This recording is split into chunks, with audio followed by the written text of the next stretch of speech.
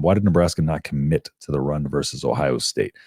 Um, so when it comes to Nebraska's run game right now, I just don't like the lack of there's a lack of creativity in the run game with just the fact that we're using so many of the same concepts, and you have so many different variations of how to run the football. Like I said before, you have duo, you have power, you have counter, you have trap. Like you have all of these different blocking schemes and everything. And it seems like the run game that we have is so very vanilla, right? And I'll get into. I could pull up our running attack here in just a second. Let me just pull up a little bit of numbers from kind of how we did in our run blocking. One thing I do want to point out before I move on too far ahead of it is I had some I did want to point out that Nebraska's pass blocking was much improved this week as well. So got to give credit where it's due there. Henry Lutovsky had a excellent game. He didn't allow one hurry, one hit, one sack. Grade as an 89. Ben Scott had an excellent game too. Same thing, 100% pass block grade. Dante Dowdle was pretty good in pass pro. Justin Evan Jenkins had one of his best games to date. And so Micah Mazuka had a good game. Gunnar Gattu, like the offensive line in general against Ohio State held up very, very well in terms of pass blocking. So I did want to point that out that was probably one of our best blocked games against one of our toughest opponents. But here's kind of how the distribution of the runs went against Ohio State. Now, let me pull this up on this screen so you can see it a little better. And this is just going to give us, put up here, where is it at? I lost it. There it is. All right. So let me pull this up, share screen, and Russian direction. Okay. So right here. You look right here, this kind of shows where we went in terms of where we ran the football. So you see here left end, and it's going to tell you up here kind of which gap it is, So if we're going, middle left, we're off to the left of the center, middle right, and then we got right guard, right tackle, right in, right? So you can kind of see where those lanes are at, just simplified. And if we just go by kind of attempts, and actually let's go by yards. So yards, quarterback scramble was our best.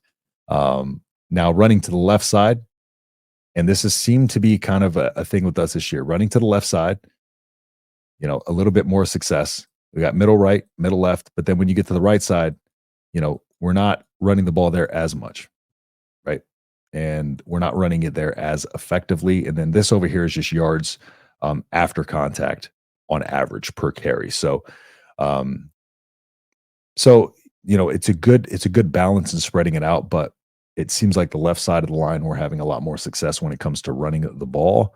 Now, when it comes to the passing direction too, let's look at kind of the passing offense here and kind of the differences in what I was talking about earlier with the depth and stuff like that. So pass direction here against Ohio State. Now I'm going to pull this one up.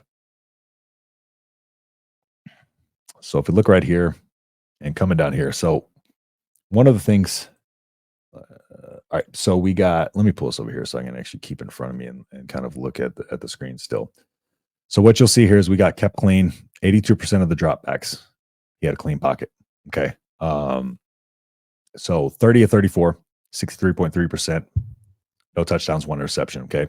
Then we had the under pressure, not blitzed, 17%, when blitzed, 63%. And then you kind of see just through there. All right. Now let's get more towards the passing concepts here. It's just play action, no play action, screen. So play action 19.5% of the time, no play action 80.5% of the time. Now here's where we're talking about the more specifics in terms of how we targeted the field. So deep left, didn't target it. Target it once. Deep center 3% of the time. So these are areas that we don't target a ton. Of course, the deep part of the field, deep left, these intermediate left 9.1% of the time. So the short left is what we utilized most of the time in that game. Yards per attempt 8.7. And you'll see there just kind of a lackluster performance in terms of short left side. Now moving over short center. Let me actually zoom this out just a little bit. All right, cool. So we got our intermediate left our intermediate, I'm sorry, intermediate left at 72.6, our intermediate center at 49%, intermediate right at 54%. And then we got our behind the line of scrimmage stuff you can see down here. And this doesn't, I don't think this is all of the screens and everything. This is just stuff that was targeted behind the line of scrimmage originally. But you can see the grades here. And we did make a little bit better of an attempt in the intermediate of the field. It seemed like we had more success there. But overall, not very successful across the board in passing. And it looks like a lot of our concepts are very, very similar to what previous weeks look like. You look at the time to throw here, 3.5 seconds, 3 seconds. So that's pretty good. And in comparison to previous weeks. So the deep part of the field, though, 15% of the time, medium and short, 21% of the time, and the short, 24% of the time. So we're still staying in that short part of the field 24% of the time. And then the behind the line of scrimmage, we are doing a little too much. So this just gives an indication of kind of where we have our successes at in terms of the passing game. And now if I move you over to Ethan Garbers, I'm going to just kind of show you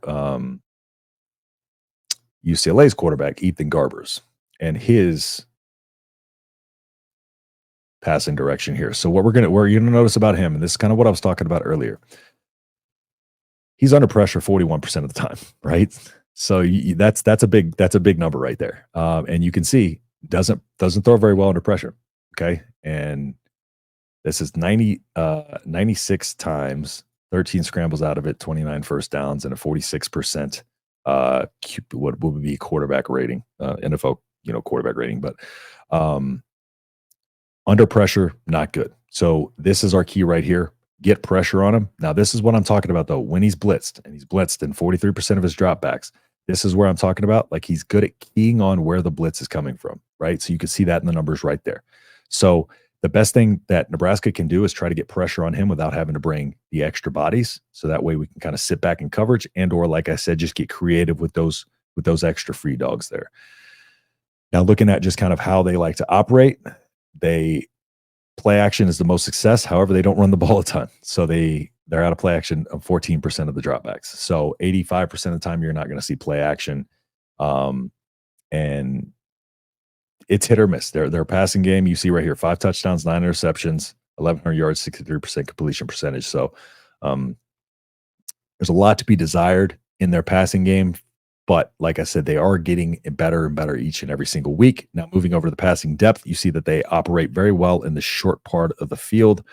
And if we go down here, just look at it a little bit more in specific deep depth. So you got deep center here, targeted a lot, intermediate right of the field. That's their best, but they only do it 3.1% of the time. 30.9% of the time they go short center, though. So like I told you, they will go to the deep middle if they have to, but the majority of the time they're going to stay in that short center of the field or right at the line of scrimmage. And if they do go left or right, a lot of the times it's going to be those swing passes, that type of deal. But they're just trying to get guys and playmakers in space. Now, where I think Nebraska has the advantage in this game this weekend is, and let me pull this, where I think Nebraska has the advantage in this game this weekend is the fact that they are not going to have to counter a run.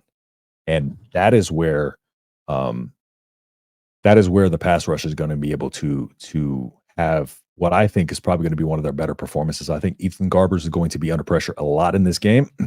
And I think Nebraska is going to be able to do it by their fronts. I don't think they're going to have to bring 6-7 guys. I think they're just going to be able to mix up their fronts, mix up their stunts, and they're going to be able to do things that are going to confuse the offensive line of UCLA. Because while the UCLA offensive line is getting better, there's still a lot to be desired, and they do get confused, especially when you start moving guys around, mixing guys around, shifting your line. They get confused on who's on who, right? Because then you have, okay, a guy's covered in the right before the snap, he's covered. And so both guys will take this guy, you'll have a free rusher, right? So there are certain, concepts in their blocking schemes that we can take advantage of by using our, edge rushers and our defensive line and kind of bringing those stunts, kind of bringing the overs and stuff like that. So, all right, let me get a little more into your comments. WWE found success second half on the ground with Dowdle and went away from it for whatever reason. It seems that establishing the run and consistently keeping the run is just something that is still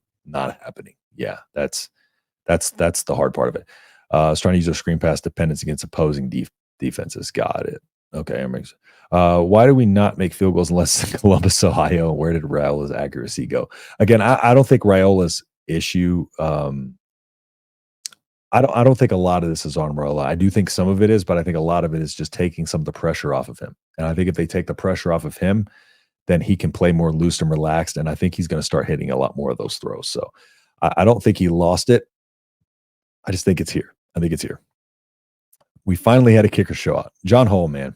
John Hull, back up the Brinks truck for that guy. Get him an NIL deal if he makes another 50-yarder this week. But it does feel good to know that we potentially could get 3 points if the opportunity arises, and teams aren't playing us, because I guess I've talked about it week after week, but there are potentials that teams could play us to just keep everything in front of them and try to make us kick field goals. So I love seeing Raiola scramble 40 yards. He adjusted the ball into his outside arm as he was running free to protect the ball. It was a great way to see him punish the defense that way. Yeah, good catch on that as well. But yeah, it was nice to kind of, and also I'm glad you brought that up because that's another good point. One thing I did see from Raiola that I talked about earlier in this season, and CJ Stroud mentioned this whenever CJ Stroud was talking about when he got to the NFL, weeks 1 and 2, he really struggled last year. I forgot week 1, but week 2 was against the Ravens. And he came out of that week 2 game and he was like, man, like I'm beat up. He's like, I can't keep doing this. And he said in that moment, what he realized is it's, and I've made this reference before. So a lot of y'all probably heard this, but talks about it being like a spot up shooter in the NBA, right? You got to know your spots. You got to get to your spots. You got to rotate to your spots before the defense rotates that spot before you get there. And what that means is when the pocket's collapsing around you, right? Take a step up, find that lane, take a step up and either step up and kind of buy you some more time or step up and run, right? And that's what he did on that one play. He stepped up in the pocket and he ran. And we saw that happen a couple of times where he would step up in the pocket. Now, another thing too is if there is a pass rush coming from the inside, rotate around and get outside to your spot, right? Rotate to that right side and get over there before a defensive end or a linebacker can rotate out to that spot and get there ahead of you, right? So it's for him, it's about learning how to get to his spots. And this was the first game where I think I've seen him get to his spots early, right? Before, he was getting to them a little late, and that's why we saw him getting pressure out of the pocket. And by the time he was, throwing the ball away, he had a guy taking him down or something like that. I think finally it's starting to click where he's seeing the lane, he's seeing the pocket collapse, he's seeing the avenue open, and he's stepping up and he's taking that. And I think that's where that run came from because he actually stepped up in the pocket, saw the lane, and took it immediately without thinking. I just cringed a little bit when I saw Dylan stiff arming with his throwing arm and left him using the legs. Yeah. That was on the long run down the left side, right? When he stiff armed that guy. Yeah, I remember that. Have to beat UCLA, cannot play at USC on a 3-game losing streak. Absolutely. Too much errander passes, maybe, but it wasn't like that at the beginning of the year. I was so excited we had a guy that could throw a bullet. Don't know what happens, supposed to be facing better DBs. Again, I just think a lot of it is with him, arm strength is not a problem. And so anything that's happening with him is not an ability that's been lost. It's just something that whatever is causing that disconnect right now is he's still a 19-year-old kid at the end of the day, right? And whatever's causing that disconnect in there is something that I think, just like with last week where I said he's actually getting to his spots now, I think we're going to start to see, more of that. More of that confidence come back, more of them getting. I think that starts this week with UCLA. I think UCLA is a perfect game for Dylan to kind of get some of that confidence back and see some of those deep throws, go into their hands. When he starts knocking a couple of those throws down, gets that confidence back, I think we're going to see Dylan right back to where he was. But the thing about him, he's not turning the ball over. Right. He is missing throws. Yes, but he's not turning the ball over. He's not making a ton of mistakes that are killing us. It's our offensive coordinator. I mean, it's our play sequences, our play calling right now that's hurting him. I don't think we would be as focused on he's not hitting this throw if we would get more help from our offensive coordinator in putting drives together and getting more points on the board, because now each and every single drive and each and every single miss is that much bigger because it's like, okay, that would have won us the game, right? Whereas, if you got 6 or 7 touchdown drives, you miss one throw in there, you're probably not going to think back at that one throw that you missed and be like, this one you get 3 drives potentially to score on. So any chance that you have to get a touchdown, you're going to be kicking yourself over it. So, maybe the shoulder. What's the biggest off-season need on offense? So, personally, we are going to need to get the receiver position kind of bolstered a little bit more with somebody who's going to be able to come in and be, you know, a leader in that locker room, somebody who's a sure-handed guy. We need a guy who's going to be able to come in and take that X role. Malachi might be able to do that, but I don't know if we've seen enough of Malachi to know if he's going to be able to step into that true X role next year. So I think wide receiver is definitely something we need to attack in the portal. I always think it's good to go seek out offensive line help in the portal. I don't think it's good to build your offensive line through the portal. I think it's good to add to your offensive line through the portal. If you build an offensive line through the portal, you're going to not have a unit. You're going to have a bunch of individuals. And so the offensive line definitely needs to be a position that we attack in the portal. And I think it always is helpful to be able to find kind of some quarterback depth, as hard as that is, though, in today's college football world, because, Harburg is going to be gone, and then we're down to Danny Kalen, Dylan Raiola, and if Gramstead redshirts. But, Gramstead's not in a position to be able to play right now, so they're definitely going to have to go try to get a quarterback. But like I said, it's hard to go get a quarterback in the modern transfer portal, because typically quarterbacks in the transfer portal because they want to start somewhere too. So, but definitely we just got to continue with the offensive line, the receiver, and maybe just add a body at quarterback if possible.